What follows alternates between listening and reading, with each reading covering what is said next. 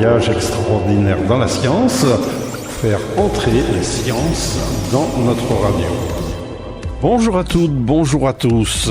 Voyage extraordinaire dans les sciences, c'est une nouvelle série d'émissions que nous présentons aujourd'hui. Quelques mots d'abord pour présenter l'esprit et les objectifs de ces rencontres que nous proposons, Jean-Louis Coatrieux et moi-même. J'ai reçu à plusieurs reprises Jean-Louis en tant qu'écrivain dans mon émission littéraire « Et nous liserons » pour plusieurs de ses ouvrages et j'espère bien le recevoir encore. Or, il s'avère que Jean-Louis est également un scientifique de renom international et nous avons eu l'idée de nous associer pour faire entrer la science dans notre radio. Je suis donc en compagnie de Jean-Louis Coatrieux. Bonjour Jean-Louis. Bonjour. Et nous commençons cette série d'émissions en recevant André l'Espagnol. Bonjour André. Bonjour. Alors notre objectif est donc, à travers des entretiens avec des chercheurs de toutes disciplines, d'expliquer en quoi consiste la recherche dans ces différents domaines, informer le grand public, les parents, motiver les jeunes, faire découvrir des mondes merveilleux, des univers inattendus au grand public. Alors Jean-Louis, je vous laisse présenter notre invité, André l'Espagnol, ou lui poser les questions que vous souhaitez. Bien, écoutez, c'est un vrai bonheur d'être avec vous aujourd'hui et avec André l'Espagnol. C'est notre premier invité, j'espère, d'une longue série de très honoré d'émissions. Nous avons eu l'occasion de travailler quelques années ensemble, alors donc nous nous connaissons bien, même si nous sommes d'univers très éloignés a priori, puisque André, je crois bien que ce sont les sciences sociales. Ah, tout à fait, oui. Et moi, je suis, semble-t-il, plutôt du côté des sciences physiques. Qu'on appelle les sciences dures. Qu'on appelle les sciences dures. Oui, c'est vrai. Par contraste avec les sciences molles, si l'on pousse la comparaison. Alors, peut-être que avant de commencer dans la partie centrale du sujet, André l'Espagnol, d'où venez-vous ? Bien, je viens de Bretagne, mais de sa partie occidentale, du Far West, pourrais-je dire, puisque je suis né à Crozon-Morgat. Mes deux parents étaient de la presqu'île de Crozon, cette péninsule qui termine la péninsule bretonne, justement, à l'extrême ouest, où j'ai passé mes toutes premières années, tout petit garçon, avant de migrer, mais pas trop loin, avec mon père, bien sûr, qui s'est installé comme syndic des gens de mer dans un port de pêche de la presqu'île de Guérande, donc en Loire inférieure à l'époque, et en Bretagne historique, à la Turballe.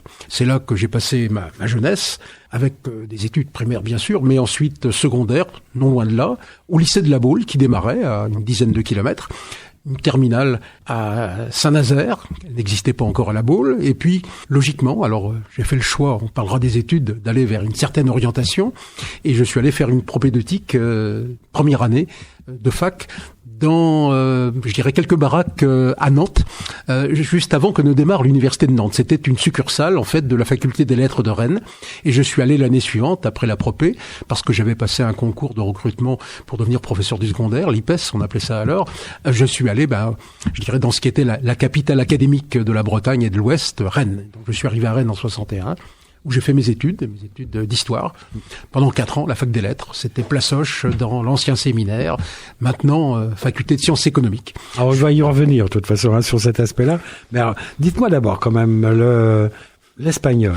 Oui, le nom peut sembler un peu y a-t-il une étonnant. Histoire derrière qui remonte à quelque chose? Il y en a sûrement une. J'ai effectivement essayé de chercher les origines du nom. Alors, il y a deux hypothèses. Je ne suis pas le seul espagnol en Basse-Bretagne. D'une part, parce que la Bretagne a entretenu des relations économiques et maritimes étroites avec l'Espagne du 15e ou 18e siècle. Il y a de l'espagnol en pays bigoudin, il y en a du côté de Morlaix, et il y en a dans la presqu'île de Crozon. Donc c'est une hypothèse possible à travers des relations maritimes et commerciales entre Espagne et Ouest-Bretagne. Mais il y a une deuxième hypothèse possible. La presqu'île de Crozon, c'est une péninsule avec 3 caps, dont l'un qui ferme le goulet de Brest s'appelle actuellement la Pointe des Espagnols.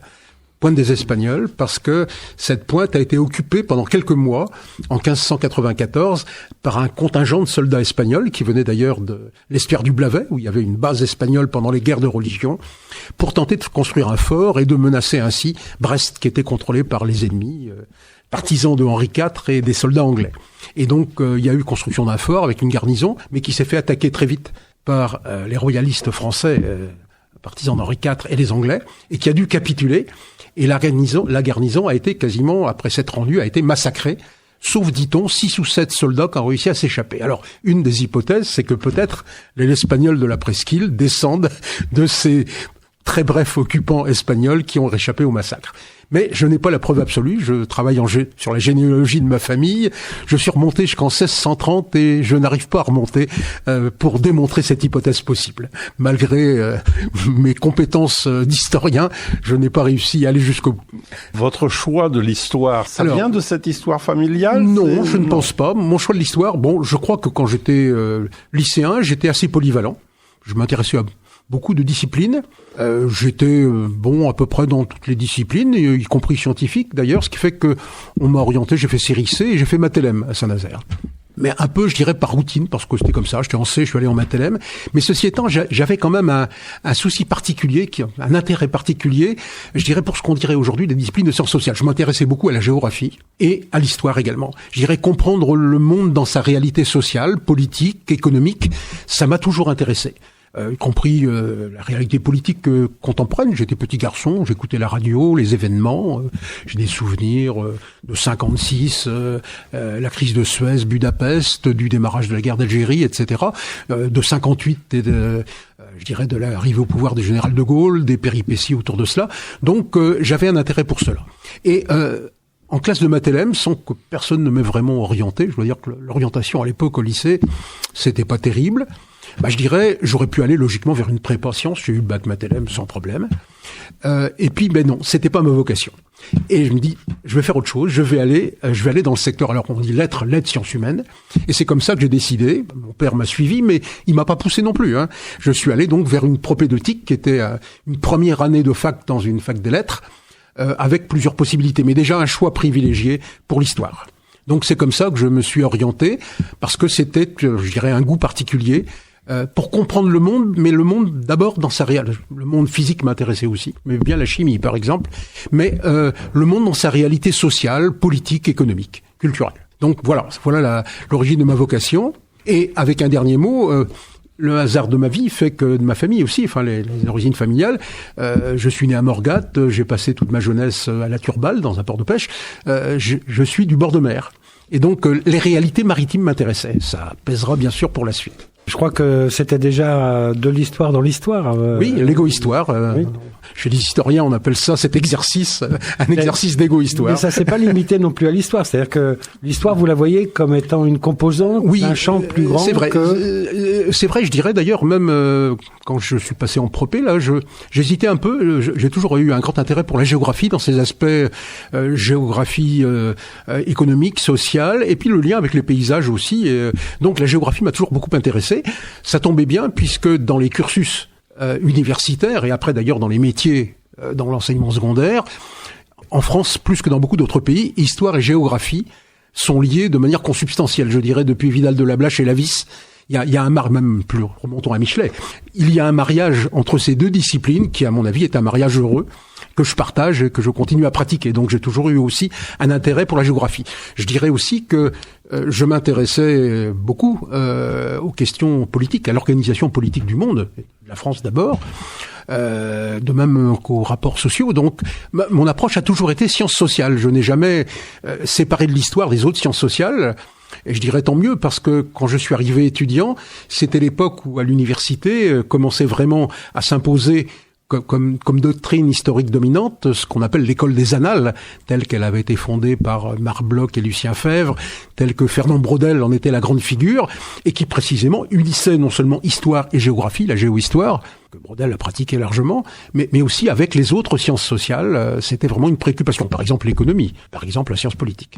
Donc j'ai toujours eu cette vision des choses. Je dirais d'ailleurs... si j'avais eu peut-être 30 ans de moins, j'aurais peut-être fait quelque chose comme sciences politiques, par exemple. Mais sciences politiques, pas seulement pour la discipline Sciences Po, pour l'ensemble des sciences sociales. Les sciences sociales, si on pouvait résumer, qu'est-ce que ça couvre finalement comme périmètre? Parce que là, on a entendu géographie, on a entendu économie, on a entendu... Pour moi, c'est tout ce qui concerne la vie des hommes en société. Dans toutes leurs dimensions. Alors c'est leur dimension au milieu, à travers la géographie, il y a un rapport, compris au milieu environnemental. Ça fait partie aussi des sciences sociales, même si ce n'est pas que des sciences sociales. C'est comment les hommes arrivent à vivre à travers les pratiques économiques, donc la dimension économique est évidemment importante. Comment ils s'organisent entre eux en groupes sociaux. Comment ils se gouvernent, c'est la politique. Comment aussi ils ont des pratiques culturelles. Donc pour moi, les sciences sociales, c'est tout cela. Au centre, il y a l'homme, mais pas l'homme tout seul, c'est pas l'individu, c'est les hommes vivant en société. L'espèce humaine, comme les espèces animales, se développe en société.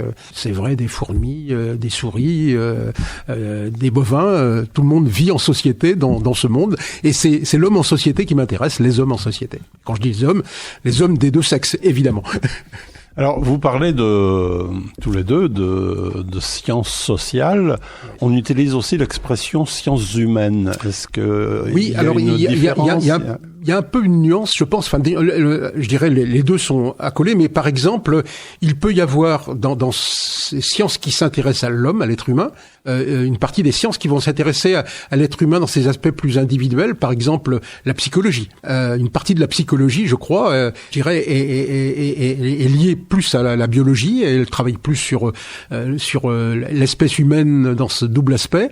Elle n'est pas forcément totalement intégrée aux sciences sociales. Par contre, il y a un aspect de la sociologie, on appelle la psychologie sociale, qui peut voir effectivement comment l'individu psychologiquement aussi s'intègre dans la société. Donc il y a mais c'est pas une muraille de Chine. Il y a des rapports entre les deux, sciences humaines et sociales. Mais moi, clairement, mon approche est plutôt sciences sociales. Par exemple, les langues, le langage. Où est-ce qu'on Alors les langues, c'est aussi il peut y avoir la linguistique, par exemple, c'est une science humaine clairement. Elle analyse ce qui est un outil majeur de l'être humain. Je sais pas si c'est le langage qui fonde la spécificité humaine. C'est un débat philosophique. Oui. Mais en tout cas, c'est important. Et puis, à partir du langage, bien sûr, ce que l'on produit avec le langage, y compris toutes les formes d'expression qui vont donner des expressions littéraires. Donc là, on est dans un domaine qui touche aux sciences humaines et sociales. La littérature aussi avec la société, mais avec une spécificité, quoi. Moi, c'est plutôt l'organisation de l'homme en société qui m'intéresse. Qui m'intéresse. On va garder l'expression sciences sociales. Je crois qu'elle est commode et assez juste, mais il n'y a pas de terminologie parfaite là-dedans. Et alors, dans ce grand champ, en revenant peut-être un petit peu à l'histoire, quel a été l'objet même de vos recherches? Alors, principal peut-être, il y en a peut-être plusieurs. Donc, il y en aura eu en fait deux successivement, mais essentiellement un champ dominant. Alors, ça renvoie à mon parcours d'étudiant. Alors, je suis arrivé à la faculté des lettres de Rennes, donc Place Hoche, à une époque où le département d'histoire, je dirais, connaissait un premier âge d'or, me semble-t-il, avec des professeurs de grande stature, et notamment des professeurs très représentatifs de ce que j'ai appelé l'école des annales, alors y compris sur une période qui m'intéressait plus que tout, qui était la période 16e, 18e siècle, ce qu'on appelle l'époque moderne, dans notre jargon d'historien, pas le contemporain, mais le moderne, 16e, 18e siècle, et notamment deux grandes figures qui m'ont beaucoup marqué, qui étaient Pierre Goubert, mais qui travaillait sur les sociétés rurales, et sur l'histoire démographique, qui est aussi une des sciences sociales importantes qui s'est développée à cette époque-là. Et puis Jean Delumeau, mon autre maître dont j'ai un souvenir majeur de cette époque, qui lui travaillait à la fois sur l'histoire économique et l'histoire culturelle, et puis avec qui j'ai été amené à faire ce qu'on appelait à l'époque un diplôme d'enseignement supérieur, mais c'est l'ancêtre de la maîtrise. La maîtrise en 4e année, où déjà, et tous les historiens le faisaient, c'était pas forcément vrai dans toutes les disciplines, déjà on vous mettait au contact d'un premier niveau de recherche. Premier niveau de recherche, en définissant un sujet, un professeur qui était votre référent, votre maître, définissait un sujet, et puis à partir de là, sujet où il allait falloir définir une problématique qui était en partie commandée par le maître d'ailleurs, mais aussi des sources documentaires pour pouvoir traiter un sujet avec une méthode d'analyse et puis certains questionnements. Donc c'est ce que j'ai fait, et je renvoie là ce que je disais tout à l'heure, de mon intérêt qui est lié à mon parcours, à ma vie, pour les choses de la mer. Goubert était un très grand professeur pour lequel j'ai une grande admiration, mais il travaillait sur le monde rural. J'étais pas quelqu'un de la campagne, au sens fort du terme. Et par contre, j'étais quelqu'un du bord de mer, du littoral, des horizons marins. Et Jean Delumeau, à cette époque-là, avait commencé à faire travailler des étudiants, parce qu'il y avait des sources, parce que il y a des contraintes, il y a des sources pour travailler en histoire, des documents. Parce qu'il y avait des sources aux archives départementales de Rennes, il avait commencé à faire travailler des étudiants sur le port de Saint-Malo, port situé non loin de Rennes, et qui avait été un pôle portuaire marchand très important dans une histoire relativement récente, justement dans la période 15e, 18e siècle. C'est comme ça donc que j'ai été amené à faire un mémoire de maîtrise sur cette thématique dont nous allons reparler.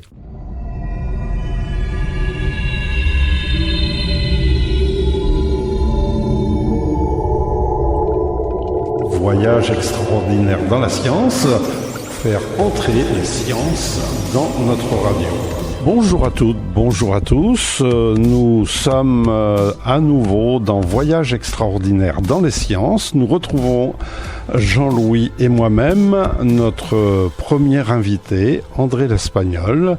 Je rappelle que vous êtes historien. Nous nous étions quittés justement sur comment vous êtes arrivé à vous intéresser à ce sujet de recherche qui vous a passionné pendant pratiquement toute votre carrière. Pratiquement, jusqu'à aujourd'hui.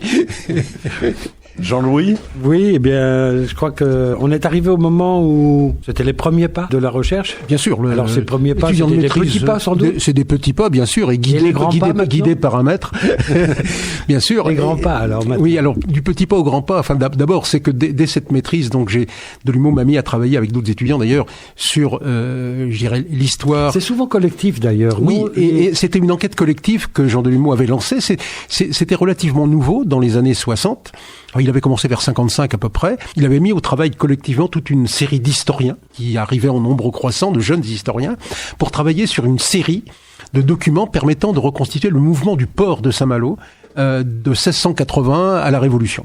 Une série statistique considérable qui était dans les archives départementales de Rennes. Alors ça veut dire quoi ? Ça veut dire les bateaux qui arrivent ? Oui, c'est-à-dire c'était des sources, c'était à la fois les registres de départ, les congés de départ avec destination, avec les noms, les passagers, les types de marchandises, les destinations, le tonnage du bateau, l'armateur, le capitaine, etc., etc.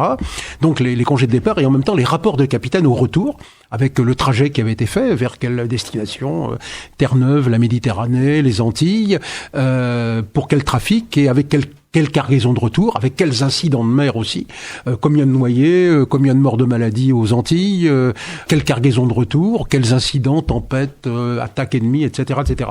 Donc, et ça, sur la longue durée, il fallait, je dirais, un régiment d'étudiants d'histoire pour explorer ça, ce qu'a fait faire Delumeau. Par contre, le point important, c'est que Delumeau ne m'a pas mis au travail dans ce que j'appellerais ce travail à la chaîne sur les séries portuaires. Il m'avait réservé avec deux autres étudiants un autre type d'approche, de travailler sur des documents qui avaient été d'ailleurs microfilmés d'après les travaux d'un historien suédois qui s'appelait Dahlgren, qui portait sur un trafic particulier que les Malouins avaient développé début XVIIIe siècle, un trafic extraordinaire. Pendant la guerre de succession d'Espagne, on va tout savoir. Ils s'étaient lancés, en fait, dans un commerce clandestin, illégal par rapport au roi d'Espagne, avec les côtes latino-américaines, les côtes du Pacifique, Chili et Pérou, au plus près d'ailleurs des mines d'argent du Potosi, Bolivie, d'où venait l'argent qui très largement revenait vers l'Espagne et l'Europe par la suite. Sauf que pour y aller, il fallait construire une route maritime qui impliquait rien moins que de franchir le sud du continent américain. Et donc, c'est à cette époque que se construit vraiment la route commerciale de ce qui va devenir la route du Cap Horn. On est entre 1700 et 1725. Donc, c'est là-dessus qu'il m'a mis à travailler, et y compris en mettant le nez dans des archives d'un négociant qui avait inventé ce trafic à Saint-Malo, qui s'appelle Noël Danican, où il y avait une petite partie de ces archives qui était déposée au départemental de Rennes.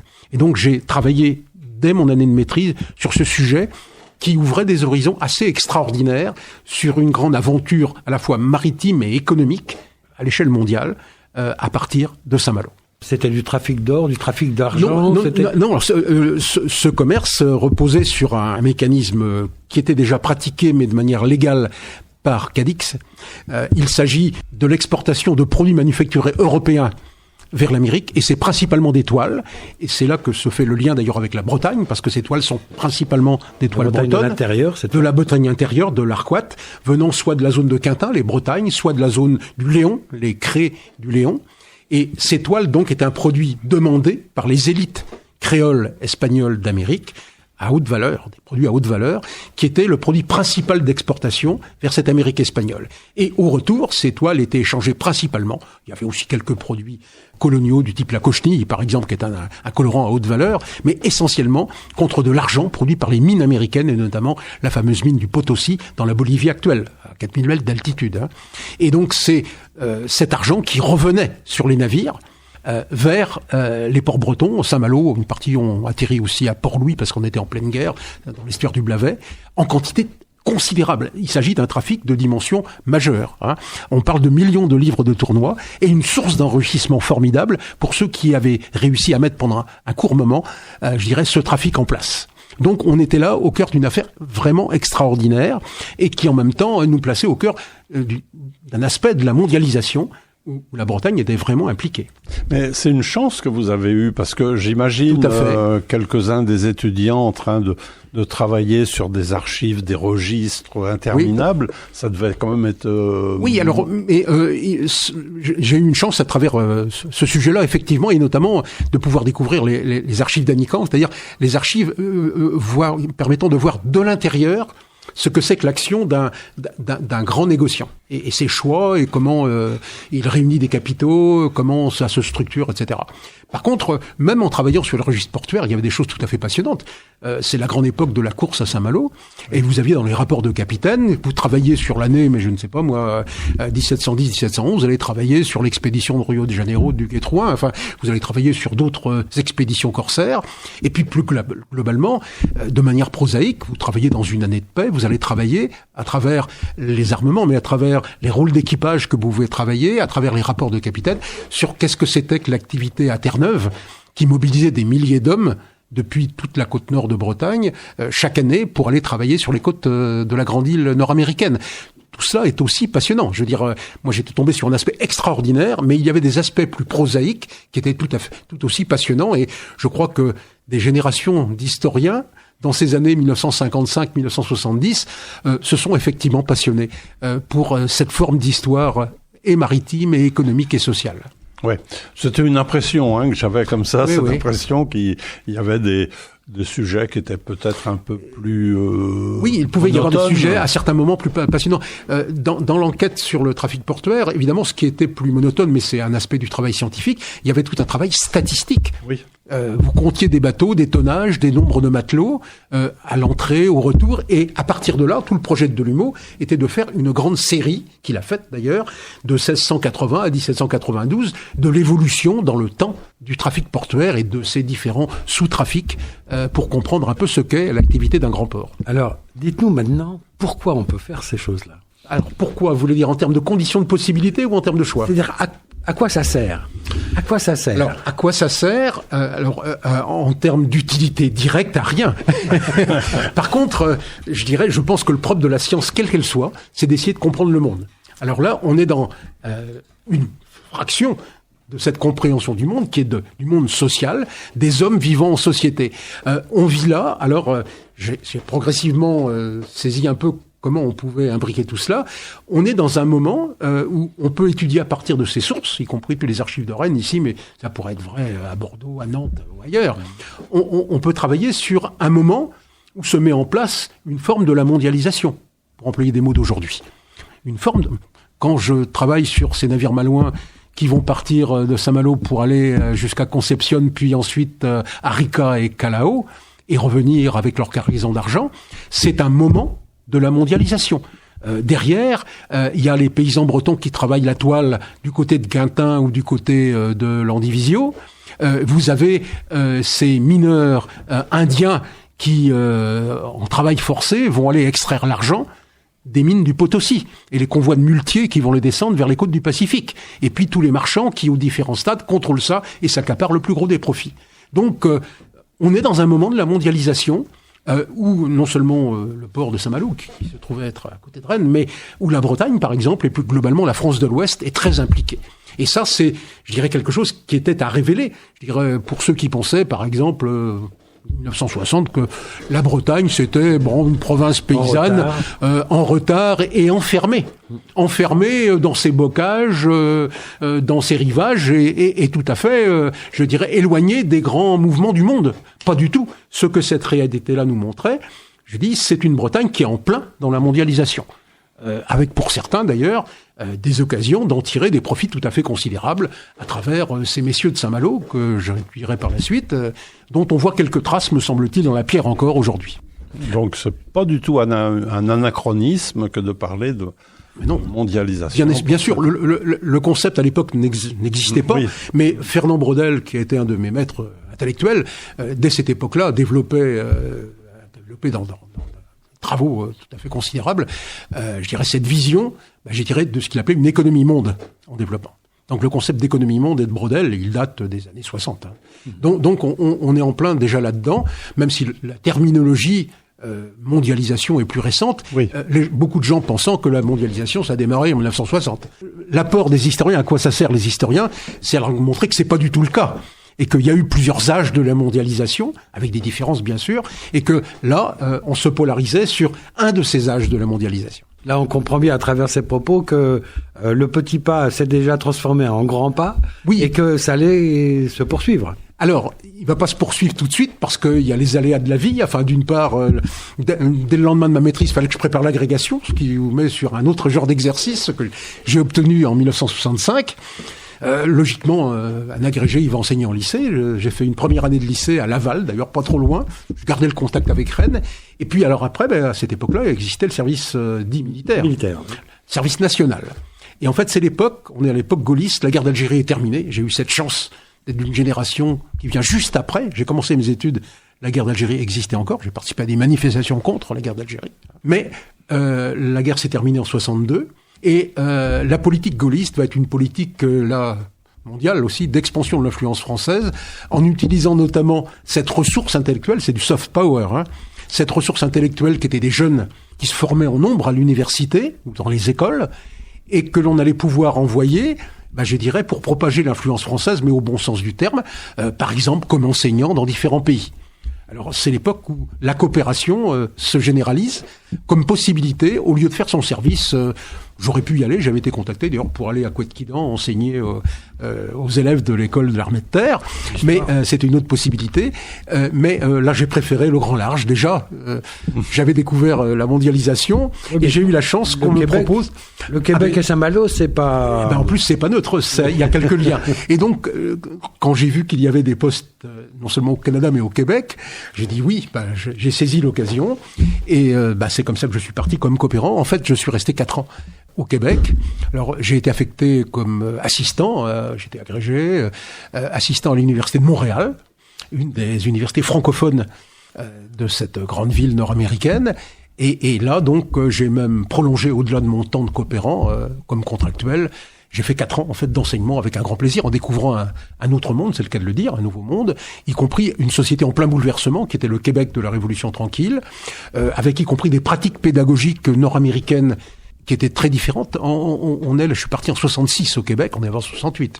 Et je découvrais notamment des rapports entre étudiants et enseignants qui n'avaient rien à voir avec les hiérarchies françaises ou européennes. Des rapports beaucoup plus horizontaux, très simples, très directs.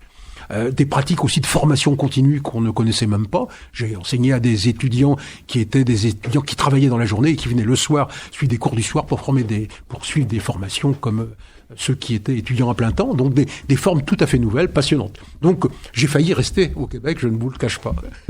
Mais pas de recherche peu à ce moment-là. Non, pas de recherche, non. On découvrait plein de choses. Y compris l'Amérique du Nord. J'ai beaucoup voyagé en Amérique du Nord. Il se passait plein de choses. Je vous dis pas ce que sont... L'Amérique du Nord, c'est le Québec en pleine révolution tranquille, mais c'est l'Amérique du Nord, les États-Unis. Il faut voir ce que c'est à l'époque. On est à l'époque du mouvement des Noirs, de la guerre du Vietnam, de manifestations, d'une révolution culturelle américaine. J'étais là-dedans. Et en fait, j'ai découvert la recherche nord-américaine.